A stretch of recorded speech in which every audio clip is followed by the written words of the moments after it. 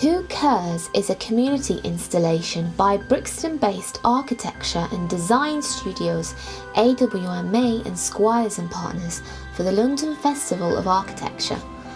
The theme of this year's LFA is Care.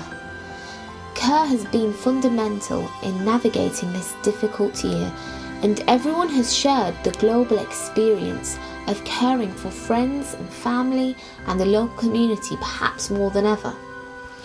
In response to this, we are creating a symbol of care that the local community and friends of Brixton can enjoy in the form of a community installation.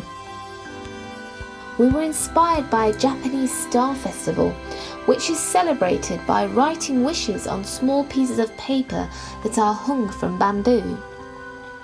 Similarly, around the world, prayer flags are suspended to spread words of peace and compassion into the surrounding space.